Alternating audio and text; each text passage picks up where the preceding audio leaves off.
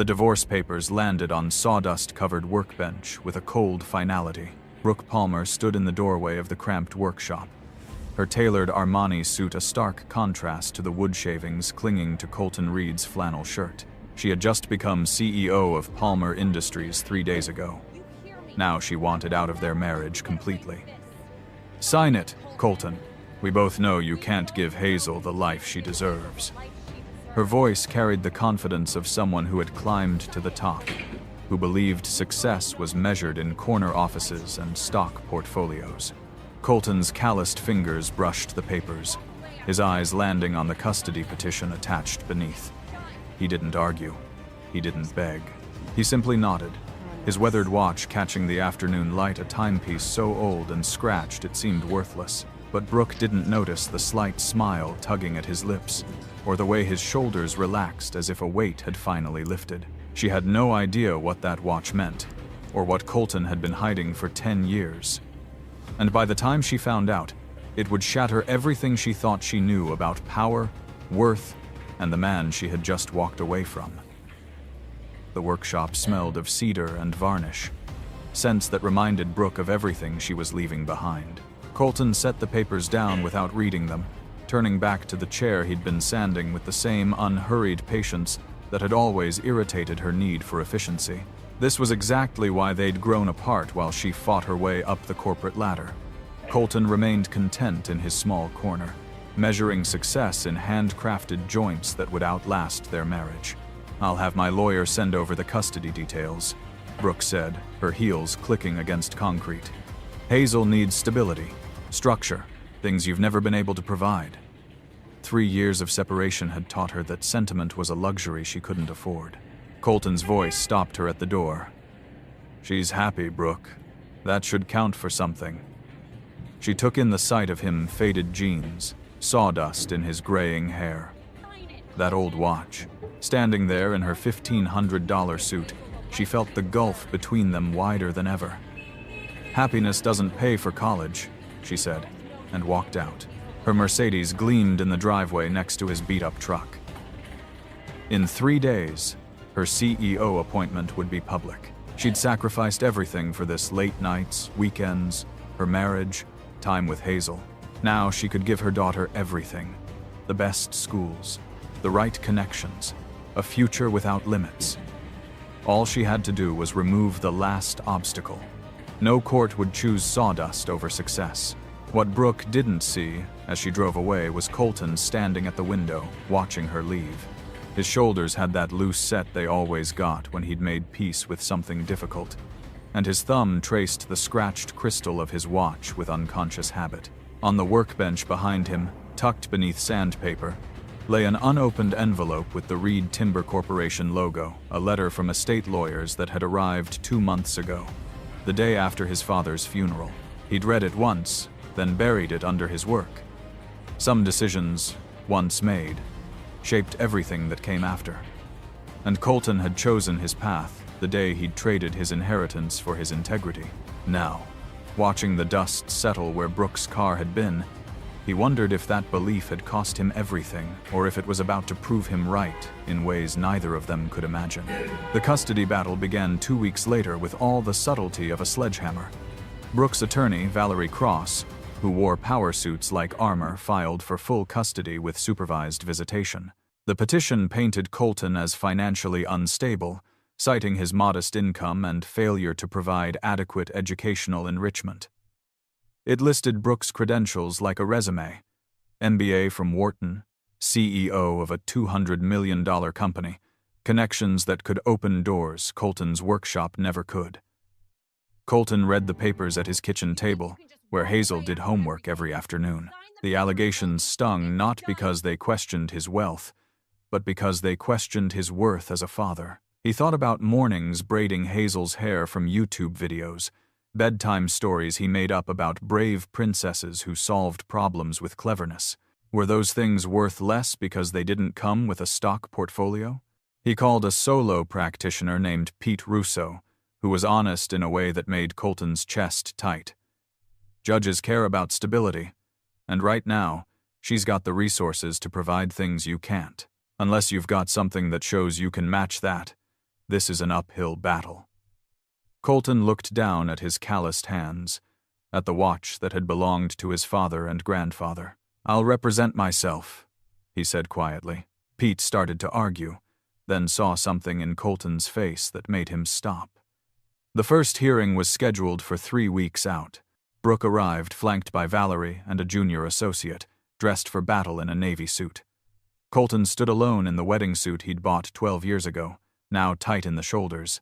He knew how it looked, a man who couldn't afford a lawyer facing a legal team that billed more per hour than he made in a week. Judge Patricia Morrison took her seat with steel gray hair and eyes that suggested she'd heard every lie in the book. Miss Cross, present your case. For 40 minutes, Valerie systematically dismantled Colton's life. Tax returns showing $42,000 annually, photos of his modest rental versus Brooke's penthouse, an educational consultant testifying about enrichment opportunities only significant resources could provide. Every word was a nail in his coffin. Then Valerie brought up the inheritance. Your Honor, Mr. Reed voluntarily walked away from a significant family fortune 10 years ago. His father owned Reed Timber Corporation, valued at over $50 million. As the only son, Colton was set to inherit everything. Instead, he chose to reject his family and pursue handcrafted furniture. This pattern of poor financial decision-making speaks to his ability to provide.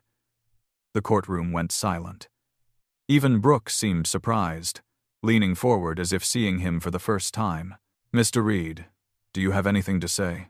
Judge Morrison asked. Colton stood, hands gripping the table.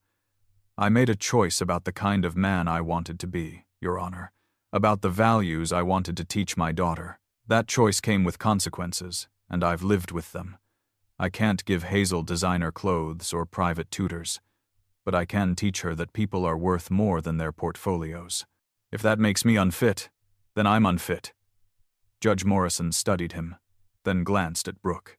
Miss Palmer, why are you seeking full custody now, after 3 years of co-parenting? Brooke stood, smoothing her skirt. I love my daughter. I want her to have every opportunity. Colton is a good man, but goodness doesn't pay for SAT prep or college tuition. I just want what's best for her. And you think what's best is removing her father from her daily life? The judge asked pointedly. Brooke's jaw tightened. I think what's best is stability, structure, and resources. Judge Morrison made a note. I'm ordering home visits and evaluations. We'll reconvene in 6 weeks. The existing arrangement remains. She banged the gavel. The home visits began the following week, conducted by Dr. Renee Winters, a child psychologist impossible to fool. At Colton's house, she barely glanced at tidiness. Instead, she looked at how the space was lived in crayon drawings on the fridge, library books stacked on the table, half-finished puzzles. Colton described their routine. Breakfast at 7, school drop-off where he waited until Hazel disappeared through doors.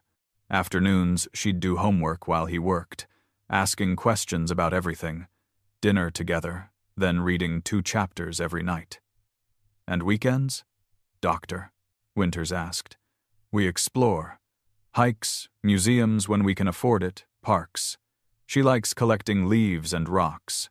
Doctor, Winters made notes. Educational enrichment, music lessons, sports. Here it was, the trap. Can't really afford formal lessons. But I teach her woodworking basics, how to identify trees, how to be patient with difficult work, library programs when available. He heard how it sounded. I know it's not piano lessons, but she's learning that time and attention are worth more than money. Something softened in Dr. Winters' expression, then was gone. She asked to speak with Hazel, who came in from the backyard, grass-stained and happy. Hazel climbed onto the couch, automatically leaning into Colton's side. What's your favorite thing about being with your dad? Hazel thought carefully. He listens, really listens, not like when grown-ups are thinking about other stuff. He stops what he's doing and looks at me and hears what I say, even if it's just about recess. Doctor, Winters asked about school, friends, what Hazel did when scared. Hazel answered with unself-conscious honesty how her dad let her help in the workshop, made up songs while cooking, never made her feel bad for asking questions 5 times. "What about with your mom?" Hazel's face changed, more guarded. "Mom's really busy. Important work. Sometimes we do fun stuff like fancy restaurants or shopping, but she's on her phone a lot. Rules about everything, what I wear, how I sit, the right fork. Mom wants me to be successful. Dad just wants me to be happy." 3 days later, Dr. Winters visited Brooke's penthouse. The 52nd floor apartment was everything Colton's house wasn't. Spacious, modern, tastefully minimal. Hazel's room alone was bigger than Colton's living room, with custom built-ins and a desk area for studying. The view showed the city like a kingdom of possibility. Dr. Winters noted educational apps, award-winning books organized by reading level, schedules posted outlining daily routines in 15-minute increments. Impressive. Also somehow sterile, like a showroom rather than a place where a child lived. Brooke outlined her plans: private school, summer enrichment, exposure to art and culture. She showed her home office with its Business Innovator Award. "I want Hazel to see what's possible when you work hard and refuse to settle. My ex-husband is content with small dreams. I want Hazel to dream bigger." "Doctor," Winters nodded, making notes. But when Dr. Winters asked to speak to Hazel privately, Brooke felt uncertainty flutter. Hazel sat on the pristine couch, looking small and careful, afraid to disturb perfect surfaces. "What do you do for fun here?" Hazel thought. "I read. Mom got me a tablet with educational apps. Sometimes museums or nice restaurants where I use proper manners." She recited it like accomplishments rather than experiences. "What about just playing? Making a mess?" Hazel's face brightened slightly. "Dad lets me make sawdust angels in his workshop. Mom says that's not appropriate because it's hard to clean." The words came without judgment, just fact, but they landed like weight. "Doctor." Winters probed carefully about rules, spontaneity, whether Hazel felt heard or managed. With each answer, a picture emerged of a child cared for impeccably, but not necessarily cherished for who she was, only who she might become. The 6 weeks passed in a blur. Colton kept to his routine with Hazel, not wanting her to sense his fear. At night he lay awake, running through outcomes. He thought about taking the money, calling the estate lawyers, accepting his inheritance, using it to hire legal teams and buy houses that would impress judges. The letter sat in his drawer like a test, $50 million. Enough to solve every problem except the ones that mattered. But taking it would mean becoming the man his father wanted, admitting money defined worth. And if he taught Hazel that lesson, that principles were negotiable when stakes got high, what kind of father would that make him? So he let the letter sit, kept building furniture, showed up for Hazel every day with his whole attention. And on the weekend before the final hearing, they hiked to Miller's Point and watched the sunset. "Dad," Hazel said, "are you and Mom fighting about me?" He should have protected her from adult conflicts, but he believed in honesty. "We're trying to figure out what's best for you. Sometimes grown-ups disagree." "I know what's best," Hazel said with childhood certainty. "I want to live with you during the week and visit Mom on weekends when she's not too busy. That way everybody gets time." She said it like the simplest solution. Maybe she was right. The morning of the final hearing arrived cold and sharp. Colton wore his wedding suit, barely having slept. Standing in the courthouse hallway watching lawyers hurry past, he felt every bit the imposter. Across the corridor, Brooke stood with Valerie, reviewing documents with focused intensity. For a moment their eyes met, and Colton saw something he couldn't name: doubt, regret, recognition they'd come too far to turn back. The bailiff called them in. Judge Morrison looked older, the lines around her eyes deeper. She settled with a heavy breath, picked up the thick file representing 6 weeks of investigation. "I've reviewed the reports, assessments, and recommendations. I've also reviewed financial disclosures showing stark disparity. Miss Palmer, your income exceeds $600,000. Mr. Reed, yours is $42,000. Resources impact opportunities and quality of life. Colton's chest tightened. Here came the logical explanation for why love wasn't enough. Miss Palmer, your petition presents compelling evidence of your ability to offer opportunities he cannot match. Your home is excellent. Your career impressive. Your plans comprehensive. Brooke relaxed slightly, sensing victory. However, the judge said, changing everything, Dr. Winter's evaluation raises significant concerns about emotional availability and parent-child attachment. Hazel reported feeling, and I quote, like a project being optimized rather than a person being loved. That's troubling from a 7-year-old. Color drained from Brooke's face. Dr. Winter's notes, Hazel demonstrates significantly higher relaxation and emotional openness with her father. While Mr. Reed cannot offer piano lessons, he offers consistent, attentive presence. Children need to feel seen before they can use enrichment opportunities money provides. A stressed child in a penthouse is worse off than a secure child in a modest home. She paused. That said, Mr. Reed, your financial limitations are real. Hazel will need resources, orthodontics, college, opportunities requiring investment. Your pride is admirable, but at some point becomes a limitation. Which brings me to an issue that has troubled me. Mr. Reed, you walked away from a $50 million inheritance to pursue furniture. That speaks to remarkable integrity or remarkable foolishness. Can you explain why you made that choice and maintained it even as it impacts your ability to provide? Every eye turned to Colton. This was it, the moment to justify a decade-old decision. He stood slowly. My father built Reed Timber on practices I couldn't support, Your Honor. Clear-cutting old growth, prioritizing profit over sustainability, treating workers as disposable. He wanted me to continue that legacy. But I couldn't do work that violated my values. Even if it made me rich, I couldn't teach my daughter money matters more than doing right. Maybe that makes me a fool, but I wanted Hazel to see that integrity isn't negotiable. Yeah, that's cost us. But I thought it would teach her something worth more than money. The courtroom was silent. Judge Morrison shifted to Brooke. Miss Palmer, I don't doubt your love or desire to provide opportunities, but consider whether you're providing what Hazel needs most or what you needed climbing toward success. Sometimes we parent from our wounds rather than our child's reality. Brooke felt slapped. Her throat tightened. The judge wasn't wrong. Every decision filtered through her own childhood of scarcity, memories of second-hand clothes and missed vacations. She'd vowed her daughter would never know that hunger. But had she stopped seeing Hazel and started seeing only the life she wished she'd had? Judge Morrison closed the file with finality. I'm not making a final ruling today. Instead, I'm ordering something unconventional. Mr. Reed, you're going to accept your inheritance. Colton jerked. Your Honor, I'm not finished. You're going to accept it, but do something honoring both your values and your daughter's needs. Set up a trust for her education. Donate to environmental causes addressing damage your father's company caused.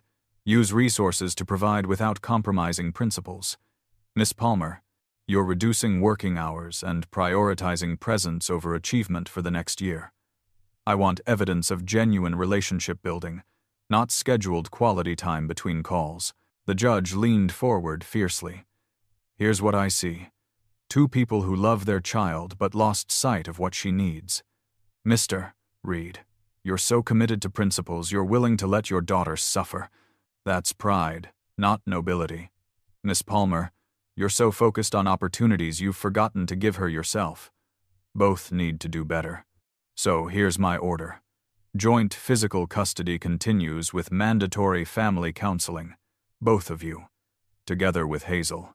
And if either can't demonstrate measurable improvement, I will revisit custody with less generous eyes.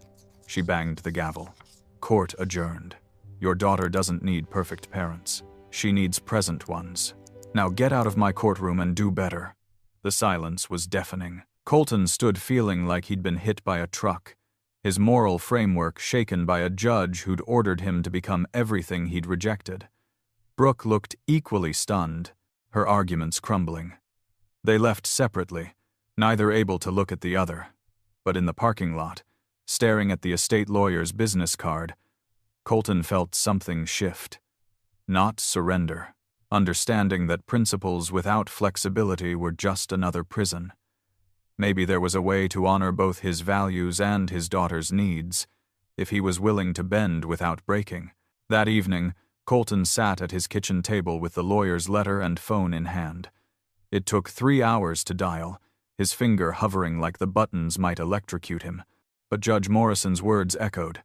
That's not nobility, that's pride. She was right. His commitment had become about proving something to his father's ghost. But Hazel didn't need him to prove anything. She needed him to provide. He took a breath and called. Reed Estate Services. This is Colton Reed. I'm calling about my father's estate. I'd like to discuss the inheritance terms. A pause. Then warmth entered the voice. Mr. Reed, we've been hoping you'd call. Let me connect you with Mr. Thorne. The lawyer, Gerald Thorne, voice like aged whiskey, was gracious. Mr. Reed, I'm glad you reached out. Your father's will is straightforward. The entirety of Reed Timber, valued at $53 million, passes to you. There are no restrictions, though I should mention your father included a letter. Would you like me to read it? Colton's throat tightened. After 10 years of silence, a letter. Yeah, read it. Gerald cleared his throat. Colton, if you're hearing this, I'm gone, and you've finally decided to be practical.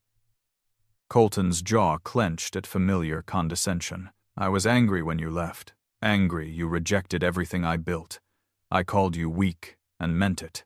But your mother said before she died that maybe you were the strong one, walking away from easy money to do hard work that mattered. Said maybe I was weak for never questioning whether profit justified cost. I didn't change my practices. Too late. Too set. But I watched you from a distance, yes, I kept tabs. Watched you build that workshop, raise your daughter after your wife decided ambition mattered more. Watched you choose time with Hazel over extra commissions. You're a better man than I was. Better father, too. So here's my last gift. Take the money. Use it however your conscience dictates. I'm past caring about company name or legacy.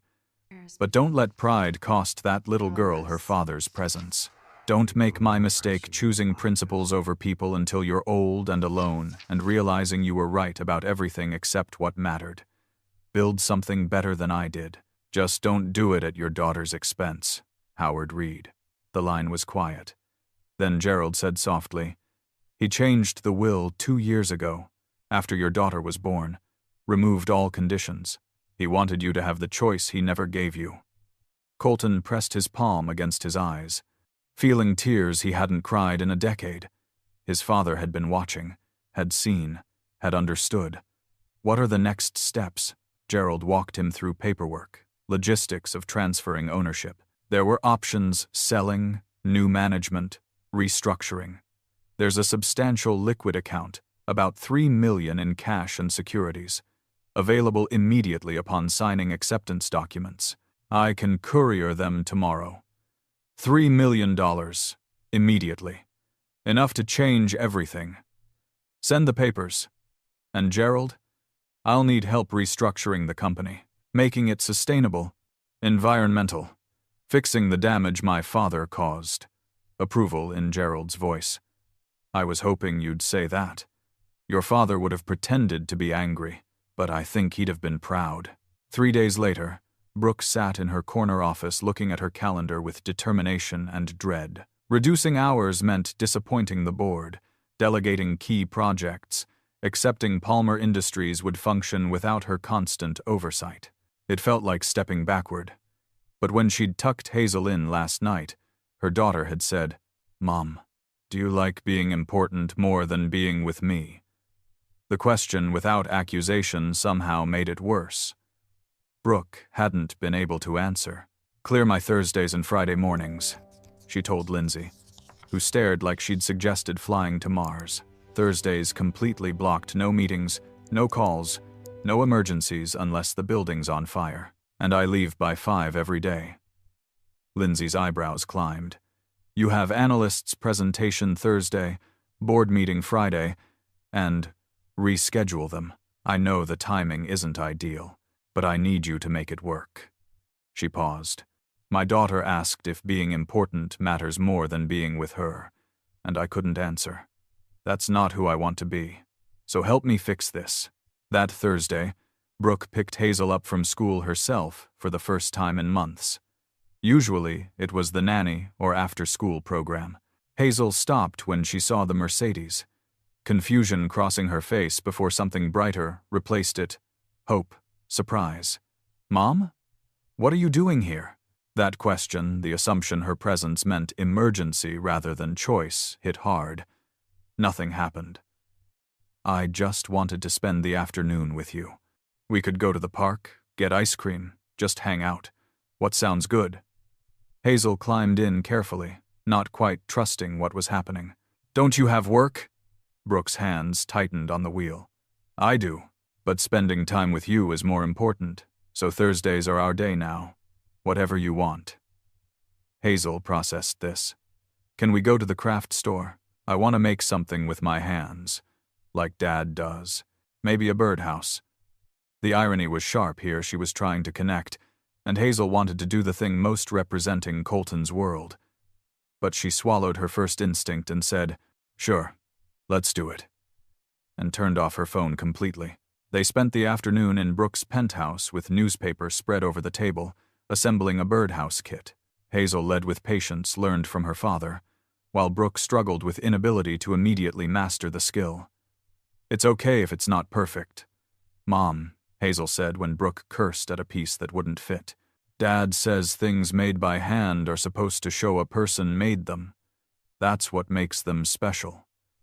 Watching her daughter teach her something about value that had nothing to do with price tags, Brooke felt something crack open, not breaking, but opening, making room for a version of herself she'd forgotten. They finished as sun set, crooked and glued unevenly and imperfect. Brooke started to point out flaws, but stopped herself. "I think it's beautiful. Should we hang it on the balcony?" Hazel's face lit up. "Really? Even though it's not very good?" "It's good because we made it together," Brooke said, and meant it. That night, standing on her balcony looking at their imperfect birdhouse, Brooke called Colton for the first time since the courthouse. He answered warily. "It's me," she said. "I wanted to tell you Judge Morrison was right. About everything. I've been so focused on giving Hazel opportunities that I forgot to give her myself, and I'm sorry. For all of it. For judging your choices, for the custody battle, for not seeing what she needed." Long silence. Then Colton said quietly, "I'm taking the inheritance. Not all setting up a trust for Hazel, restructuring the company, trying to fix what my father broke, but keeping enough to make sure she has what she needs." Brooke was silent, processing. That must have been hard. Yeah, felt like giving up, admitting I was wrong. But I realized my pride was hurting Hazel more than helping her. Being right doesn't matter if she suffers. Quiet for a moment. "I don't know if we can fix this," Brooke said. "Us. We probably can't. But maybe we can fix our relationship with her. Do better. The counseling starts next week. You ready?" Brooke laughed without humor. "I'm a CEO who just cleared her calendar for birdhouse projects. I'm not ready for anything, but I'm showing up anyway. That's all we can do," Colton said. "Show up and try. For her." They said goodbye without resolving anything, without fixing damage done. But there was something different mutual recognition they'd both been wrong in different ways. That being right mattered less than being present. Not forgiveness. Not yet. But a start. The family counseling sessions were uncomfortable. Dr. Helen Morrison had soothing neutrals and toys in the corner, a way of asking gentle questions until she was excavating psychological foundations. "Tell me about a typical week with Hazel," she'd asked first session. Both offered practiced answers. Then she'd turned to Hazel. "And what does a typical week feel like to you?" Hazel thought. "Like I have two different lives. Dad's life is slow and messy and we make stuff. Mom's life is fast and clean and we do stuff. Both are okay. But sometimes I feel like I'm two different people and neither one is the real me." The room went silent. Week after week, they showed up and did the hard work of being honest. They talked about the marriage, about how Brooke's ambition and Colton's contentment created a gulf neither knew how to cross, about the separation, how both doubled down instead of questioning Brooke into work, Colton into principles, about what Hazel needed. "She's not you, Brooke, Doctor," Morrison said in Session 4. "She doesn't need you to prove ambition wins. And Colton, she's not you either. She doesn't need you to prove simplicity is virtue. She's her own person. Your job is to help her become whoever that is, not mold her into who you think she should be." Slowly, things shifted. Brooke kept Thursdays sacred even when it meant losing opportunities. She learned to be present without managing, to let conversations meander, to value connection over productivity. Harder than any negotiation she'd navigated. But the first time Hazel hugged her spontaneously instead of dutifully, she understood what she'd been missing. Colton signed inheritance papers, immediately transferring bulk to an irrevocable trust for Hazel's education. He hired environmental consultants to assess Reed timber and develop sustainability plans. He kept enough to buy a small house, nothing fancy, but theirs, with a workshop and a yard.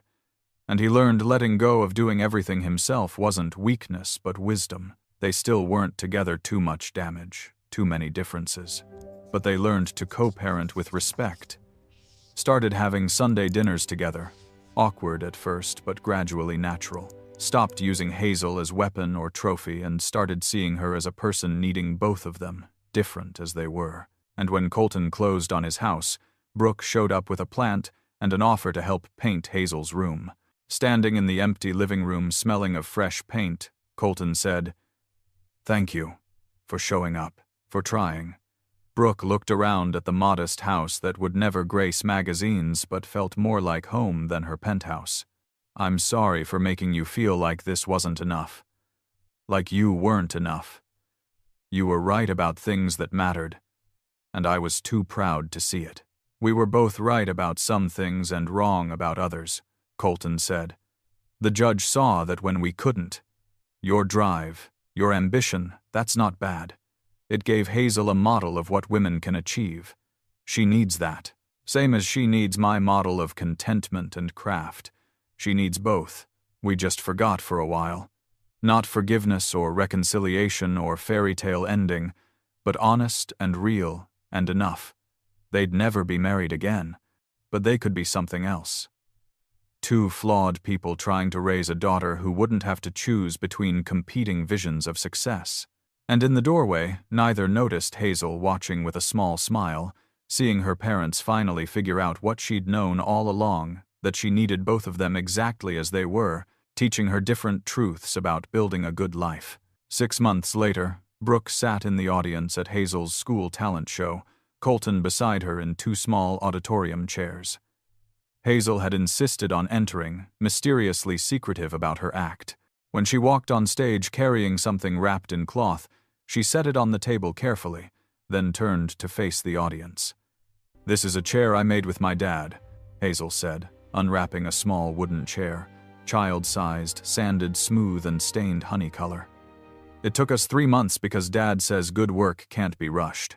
And my mom taught me that if you're going to do something, do it well enough to be proud. So I did both. I made something beautiful that took time." She paused, running her hand along the chair's back. "My talent isn't singing or dancing. My talent is that I have 2 parents who taught me different kinds of strong. And now I get to be both." Brooke felt tears burning her eyes, and when she glanced at Colton, she saw his jaw working the way it did when trying not to cry. In the crowd of parents videoing and whispering, they were silent, watching their daughter own a truth they'd fought against. She hadn't chosen between them. She'd chosen both, and in doing so, become someone neither had planned but both could recognize as exactly right. When Hazel finished and bowed, applause was enthusiastic but not extraordinary. Most couldn't see what made it special, but Brooke and Colton stood together, clapping until their hands hurt, proud of the child they'd made and the person she was becoming despite their mistakes. Later in the parking lot, while Hazel ran ahead, Colton turned to Brooke. "We did okay, eventually." "Eventually," Brooke agreed, and smiled at him without bitterness for the first time since the divorce papers landed on his workbench. The story didn't end with reconciliation or romance or neat resolutions. Brooke and Colton never got back together. They never stopped being different people with different values, but they learned something more important. That different wasn't wrong. That you could respect someone without agreeing, and that loving a child meant letting her be shaped by multiple truths instead of insisting on one. Hazel grew up between two worlds: her mother's penthouse with its view of possibility, her father's workshop with its smell of cedar and patience. She learned ambition from Brooke, contentment from Colton, and somewhere between those lessons learned to be herself. And wasn't that the point? Not to win, not to be right, but to raise a child who could hold contradictions in both hands and build something beautiful from them.